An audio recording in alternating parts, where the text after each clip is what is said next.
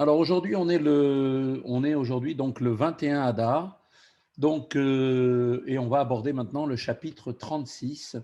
C'est un chapitre qui est très important puisque là, on rentre vraiment dans un sujet très, très fort qui va nous expliquer pour quelles raisons Akadosh Baruch Hu a voulu créer ce monde. Et quand on parle de ce monde, on parle bien sûr de tout l'univers, mais aussi plus précisément notre monde à nous matériel, tel que nous le concevons, tel que nous le voyons autour de nous. Pourquoi Dieu a-t-il voulu avoir un monde comme celui-là? Et il est rapporté en fait dans le Midrash qu'Akadosh Baruch Hu a désiré. Le désir de Dieu, comme on le sait, c'est pas une pulsion comme un homme qui a un sentiment qui vient, qui est irrésistible. Chez Dieu, c'est une dimension qui fait partie, on veut dire, de l'essence de Dieu. C'est vraiment la personnalité de Dieu tout entière qui a décidé d'avoir ici-bas une demeure. Alors, qu'est-ce que c'est que la notion de demeure? Donc, tout ça, on va l'aborder dans ce chapitre. La demeure en général, vous savez très bien qu'il y a une différence entre quand on va aller dans la rue, quand on va selon différents rendez-vous, donc chaque personne que l'on va rencontrer, selon l'importance de la personne, va nous obliger de nous habiller en circonstance. Donc il est évident qu'on n'ira pas à la rencontre d'un roi ou d'une personne importante habillé de la même manière que si on va rencontrer des gens dans la rue ou des amis, et que forcément on va s'habiller en fonction donc de l'endroit dans lequel on va aller. Par contre, quand on est chez nous, quand on est à la maison, dans notre maison, eh bien, on est vraiment tel qu'on est, c'est-à-dire sans aucun vêtement, on est vraiment comme nous sommes habituellement.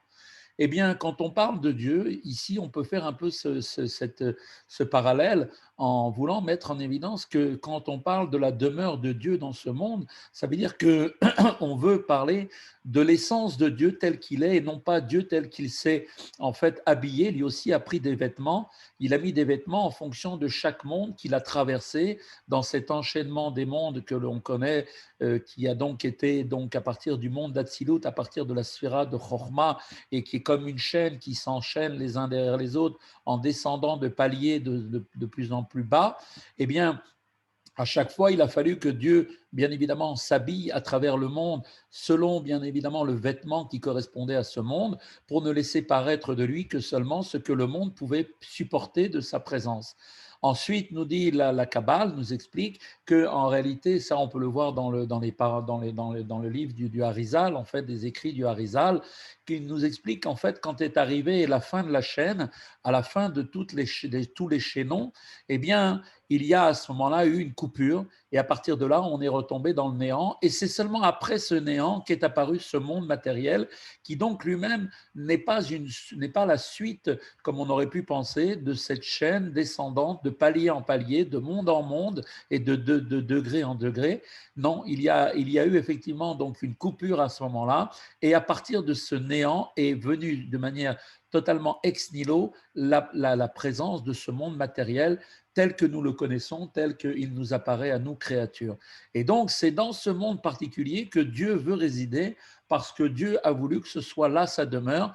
Dieu ne veut pas habiter dans les mondes supérieurs. Il est évident que si Dieu s'était révélé dans les mondes supérieurs, alors il est évident que toute créature, quelle qu'elle soit, serait complètement anéantie. Aucune créature ne peut être présente devant l'infini, puisque étant de par définition fini, le fini et l'infini ne peuvent pas être ensemble. Eh bien, une chose extraordinaire va se passer avec la venue des temps messianiques, c'est qu'on on atteindra le but final de toute cette on dirait de tout ce voyage durant toutes les générations, qui est que arrivera le moment où Dieu va se révéler dans ce monde, dans son infinité totale la plus haute. Et ça, c'est dans ce monde matériel qu'il l'a voulu. Pourquoi? Parce que ce monde matériel, qui est donc la dimension la plus finie, possible, puisqu'elle est matérialisée, donc elle est donc forcément avec des limites, avec une mesure, le haut, le bas, la quantité, et ainsi de suite. Eh bien, cette notion de mesure va avoir, au moment des temps messianiques, on va révéler une dimension de l'infini qui va donc se révéler dans le fini comme étant effectivement ce qu'on appelle la demeure pour Dieu dans ce monde. Et là, véritablement, on pourra à ce moment-là voir en présence l'infini et le fini dans ce monde matériel. Pourquoi? Parce que ce monde a été créé par l'essence de Dieu, et l'essence de Dieu est capable de supporter aussi bien l'infini que le fini au même moment. Ça, c'était un petit préambule qui va nous être expliqué. Comment est-ce qu'on peut faire ensuite cette demeure? Bien, on verra dans le chapitre précédent, suivant, le chapitre 37, on commencera à expliquer. Mais là, en tout cas, dans ce chapitre-là, on va discuter un petit peu de tout cela. Donc, dans ce chapitre 35, on avait vu celui d'hier, l'Admorazaken avait engagé une longue réflexion autour du terme la soto, pour le faire, la notion de l'action, donc la chose, comme on l'avait dit, Kikarov elecha davar mehod, la chose est très proche de toi pour le faire, dans ta bouche et dans ton cœur. Et l'Admorazaken avait expliqué qu'en réalité, eh bien, on parlait de quoi? On parlait de l'action, qui est en fait la finalité même de tout, puisque celle-là seulement se permet donc à la shrina donc de reposer sur l'âme animale et le corps, puisque seule l'action met en branle, on va dire, la contribution du corps et donc de l'âme animale qui se trouve bien évidemment dans le sang qui est véhiculé dans toutes les parties du corps. Et donc cela ne concerne pas uniquement la partie de l'âme divine, qui elle, cette âme divine, est bien sûr concernée elle aussi, mais seulement au niveau des vêtements de la pensée et de l'action. Par contre, le dernier vêtement qui est l'action concerne essentiellement le corps. Donc on voit que toute la dimension d'action doit être utilisée, doit être réalisée par le corps. Et donc il y a une question qui vient immédiatement, cette explication, et qui nécessite bien sûr d'être explicitée. En effet, on vient de dire que toute la raison tient pour que tout le but, c'est d'illuminer l'âme animale et le corps. C'est d'ailleurs même la mission pour laquelle la Neshama est descendue dans ce corps. Donc maintenant, il nous faut maintenant justifier pourquoi est-ce que c'était la mission, pourquoi c'est la mission de la Neshama que de illuminer l'âme animale et le corps. Donc c'est là maintenant l'objet de notre chapitre. Il va nous expliquer que le projet divin, donc dans la création, est celui, comme c'est marqué dans les termes du Midrash, Dieu a décidé d'avoir une demeure dans les sphères inférieures et plus particulièrement dans ce bas monde où l'obscurité qui règne est double et redoublée. Et il s'agit précisément de transformer l'obscurité en lumière. Donc on ne parle pas d'amener de la lumière dans l'obscurité parce qu'il y aurait à ce moment-là un retrait de l'obscurité. Quand on met de la lumière dans un endroit obscur, eh bien on repousse l'obscurité, c'est la lumière qui prend la place. On ne dit pas ça. On dit qu'on est en train, il va falloir dans ce monde transformer l'obscurité pour que lui-même devienne une lumière. Cette lumière divine qui brillera dans tout son éclat, c'est-à-dire la lumière de l'obscurité qui va devenir une véritable lumière, pas la lumière telle qu'on la connaît, eh bien, sera dans un éclat beaucoup plus intense que dans les mondes supérieurs. Ainsi, donc, tout le dessein de Dieu va trouver sa réalisation dans l'accomplissement de quoi? Des mitzvot pratiques, puisque ce monde est un monde matériel et que nous sommes liés à ce monde avec notre corps, qui ce corps a la possibilité d'agir sur la matière en faisant des mitzvot qui sont liés avec la matière. Et donc, c'est cette lumière, de la lumière infinie, qui est appelée à illuminer l'âme animale et le corps, qui va faire cette mitzvah par l'intermédiaire d'objets matériels qui font partie de ce monde. Et donc, forcément, l'illumination de l'âme et du corps va être faite, mais en même temps, le monde lui-même aussi dans son ensemble, puisque chacun d'entre nous est en train de faire un travail qui va avoir non seulement un effet sur lui-même, mais aussi sur l'ensemble de toute la création, et particulièrement dans ce monde. והנה מודעת זאת מאמר חז"ל בתכלית בריאת העולם הזה הוא שנתהווה הקדוש ברוך הוא להיות לו דירה בתחתונים. Et donc, nous dit tout de suite l'Admor Hazaken en préambule, on connaît la parole de nos sages qui est rapportée dans le Midrash Tanchuma, la parashat Nasso, d'accord? Il est dit là-bas, la parole de sage, c'est que selon laquelle la finalité, le but ultime de toute la création de ce monde est que Dieu a eu envie d'avoir pour lui une demeure dans ce monde, dans le monde des êtres créés inférieurs, c'est-à-dire dans notre monde. Donc Dieu veut venir résider dans notre monde d'une manière complètement sans aucun vêtement, puisque comme un homme, comme on a dit tout à l'heure, qui se trouve à l'intérieur de chez lui, n'a pas besoin d'avoir un vêtement adapté aux gens qu'il doit rencontrer, puisqu'il est chez lui. Donc il est comme il est, sans aucun vêtement. Et donc c'est effectivement, donc on voit que tout cela, notion de monde supérieur, le degré de dissimulation, comme on le sait, varie cependant d'un monde à l'autre. Les vêtements que Dieu va emprunter, qu'on appelle la dissimulation, qu'on va appeler maintenant aussi le tzimtzum, d'accord, la contraction, ce sont des vêtements qui vont donc être faits et vont varier bien sûr d'un monde d'une sphère à l'autre, donc, et selon une telle échelle de degrés, on pourra dire effectivement qu'il y a des mondes supérieurs, comme les mondes d'Atsilut, par rapport aux mondes inférieurs, qui sont les mondes des mondes de Bria et Yetzira beaucoup plus bas, dans lesquels les vêtements sont beaucoup plus importants, plus épais, qui font qu'effectivement la présence, l'illumination de Dieu est beaucoup moins ressentie, jusqu'à bien sûr arriver jusqu'à ce monde qui est la finalité de tout, dans lequel la matière est là complètement à voiler, cacher totalement la présence de Dieu, au point où même ce monde est en train de dire que Dieu n'existe pas. Et tel est l'objet maintenant, et c'est ainsi l'objet, la raison d'être de cette Ishtal Shelut, ce qu'on appelle la descente des mondes, comparée donc comme à une chaîne. C'est pour ça qu'on dit Ishtal Shelut, ça vient du mot Shalchelet, qui veut dire une chaîne. Donc c'est l'enchaînement des mondes et de leur descente de niveau en niveau.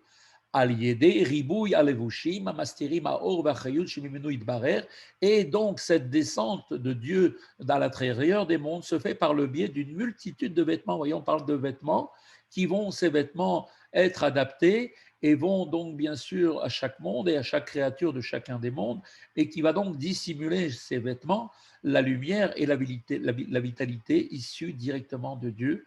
Donc la descente est forcément proportionnelle en fonction de la dissimulation. Donc quand on parle de descente, ça veut dire qu'on est en train de parler de dissimulation de plus en plus importante, de plus en plus épaisse.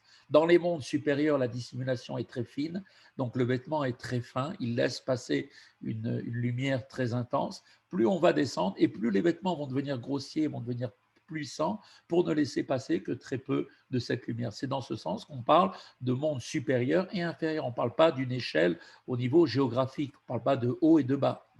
On parle de laisser passer la transcendance de la lumière elle-même. Et donc, on arrive ensuite, après avoir passé l'enchaînement des mondes, jusqu'à ce que soit créé, au terme de toute cette descente, ce monde matériel grossier complètement et véritablement. Donc ce monde matériel est la réalité de la force créatrice qui pourtant en anime tous les éléments et dans lequel, bien évidemment, cette force créatrice n'est absolument pas du tout apparente, puisque ce monde peut même faire le contraire. Les forces du mal sont très nombreuses et elles peuvent même dire que nous, le monde, c'est nous-mêmes qui nous sommes faits. Comme le disait le Pharaon, c'est moi qui suis un Dieu, c'est moi qui ai créé le Nil, c'est moi qui suis là et il n'y a pas d'autre Dieu que moi. Et donc, de surcroît, ce monde matériel qui est donc effectivement habillé par des vêtements très, très grossiers, dans le sens même que le mensonge dans ce monde peut passer pour la vérité. D'accord? Et ce monde est le degré le plus inférieur, puisque en termes de vêtements, les vêtements sont les plus grossiers qui puissent. Et comme il est dit, et il n'est pas plus bas que lui, ce monde dans lequel nous vivons, en termes de dissimulation de la lumière divine. Et donc, comme on l'a dit, dans lequel se trouve une obscurité double et redoublée, tellement l'obscurité est intense. Au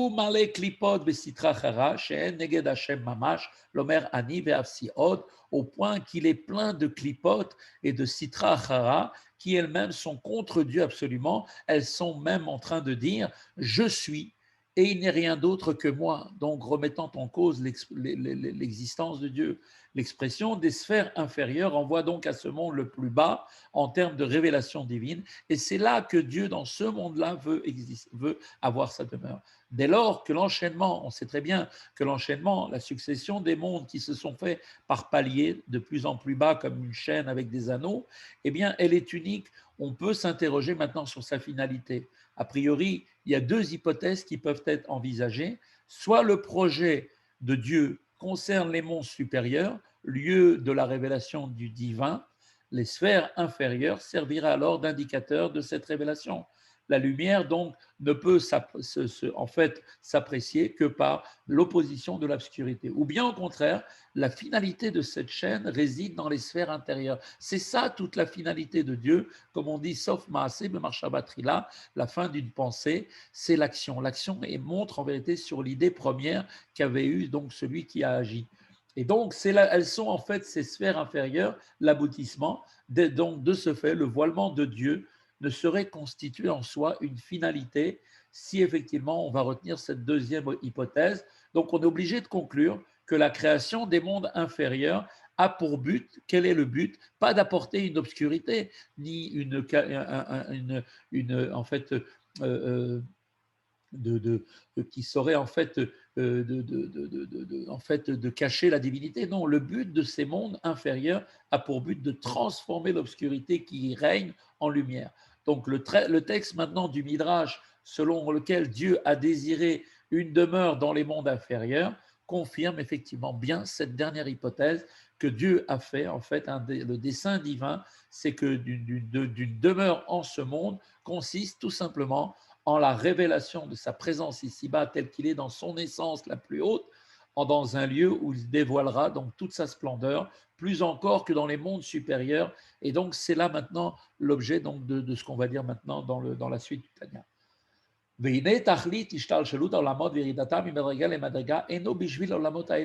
Or, on voit maintenant, on comprend très bien que la finalité de l'ishtal shelou, de cet enchaînement des mondes, de leur descente de palier en palier, n'est pas fait pour les mondes supérieurs. C'est pas pour ça. Eux, ils ne sont là qu'étant simplement un passage, mais ils ne sont pas la finalité, le but.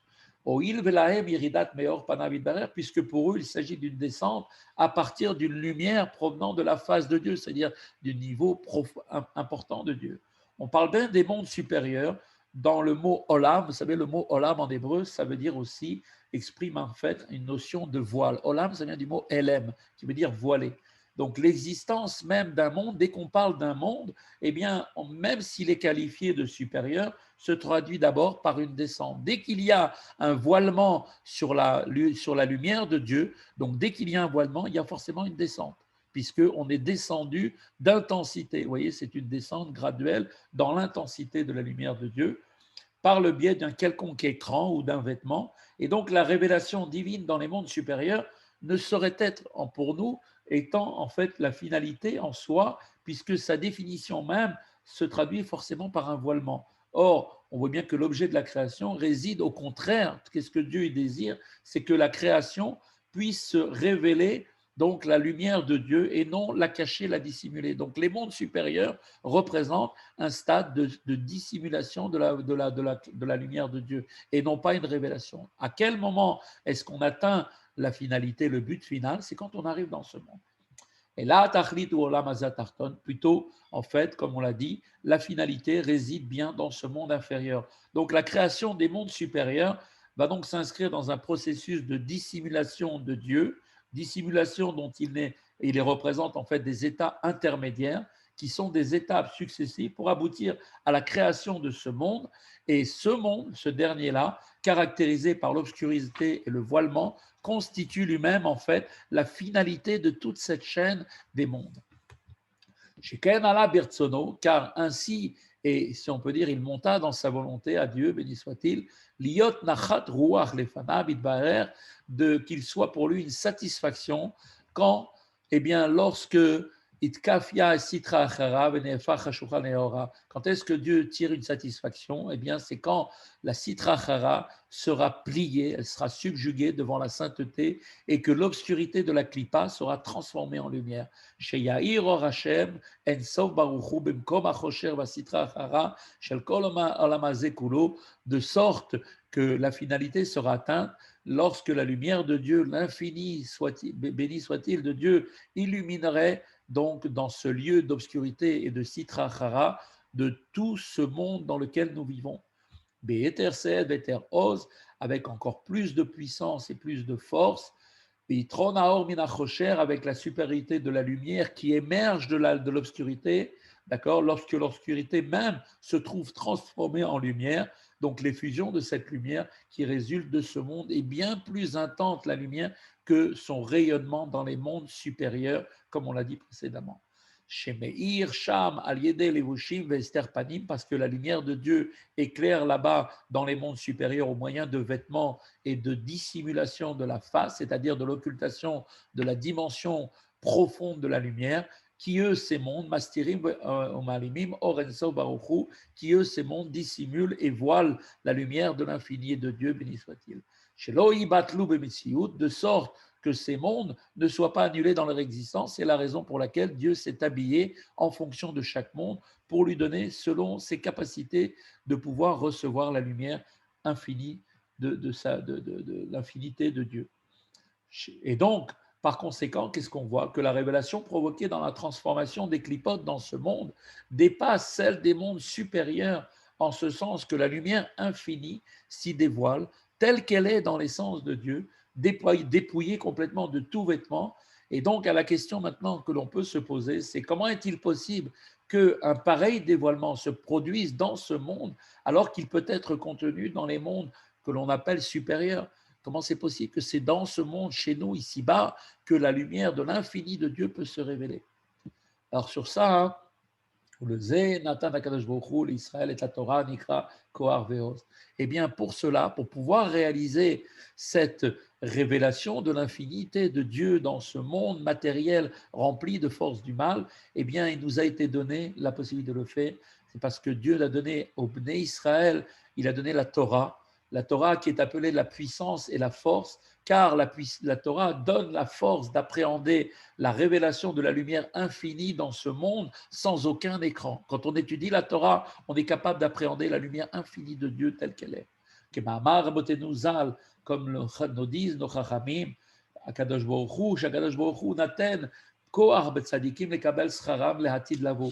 Comme il est dit, comme il est dit dans la Gemara Sanhedrin, Akadosh Baruch Hu a donné donc en fait aux tzadikim la force de recevoir leur récompense dans le monde futur. Quelle est la raison d'être d'une telle force? À quoi sert-elle? Eh bien, eh bien, cette force qui est donnée par l'étude de la Torah aux tzadikim dans le monde futur leur permettra d'être complètement et de continuer d'exister sans être annulés dans la lumière de Dieu qui va se révéler dans le futur sans aucun vêtement. Quand Dieu va se révéler dans le monde futur, dans le Olam Haba, il n'y aura plus de vêtements. Ce sera Dieu tel qu'il est. Et ça, pour pouvoir supporter ça, elle ne peut être effectivement réalisée que par l'intermédiaire de la puissance de supporter cela par l'étude de la Torah que l'on fait. Comme il est marqué, comme il est écrit dans Échaïa, Lo yichanaf od morecha, que ton maître ne se dérobera plus, ce qui signifie quoi? Que en vérité, ne se couvrira plus de toi par un coin, canaf, par un habit. D'accord? C'est-à-dire qu'il ne se cachera plus de toi. Dieu arrivera à ce moment-là où Dieu sera complètement dévoilé. Et comme il est dit, et à ce moment-là, tes yeux verront ton maître, c'est-à-dire Dieu.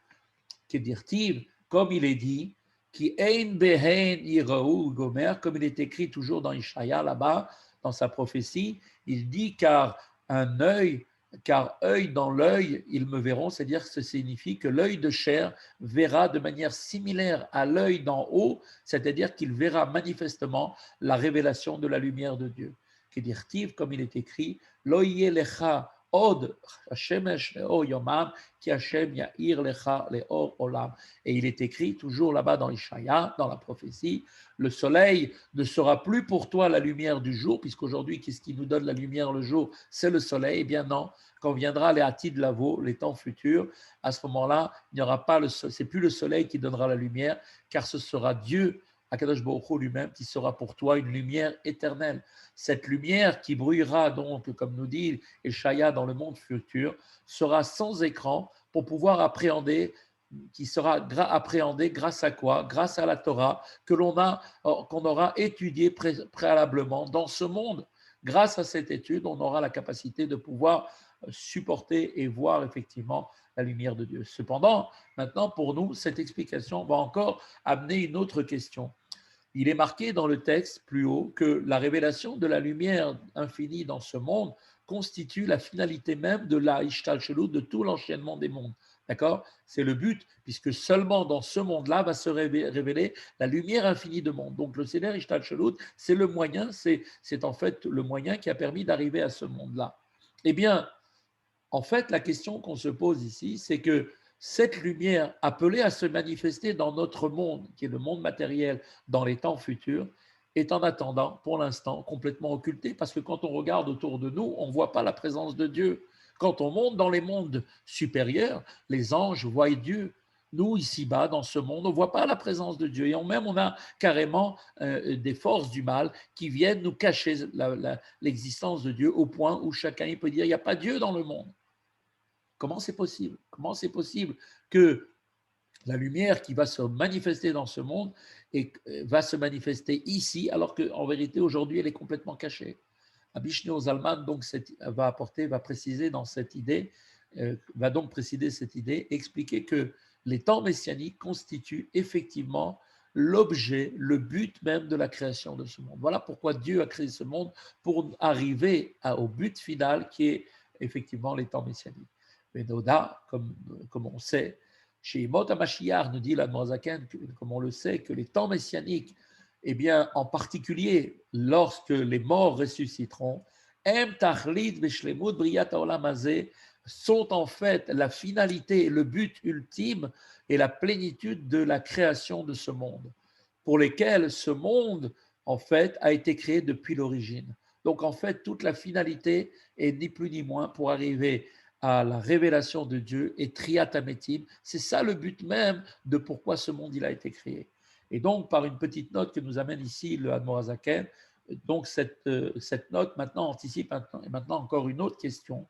A priori, il semblerait, quand on lit à première vue les textes de l'ère messianique, on présente ça comme se définissant comme étant la récompense, d'accord, d'un travail qui a été fait durant ce temps dans ce monde, et on le présente pas comme étant la finalisation, le but ultime final et l'aboutissement de la création du monde. Donc maintenant, il nous faut préciser concrètement qu'est-ce que ça veut dire.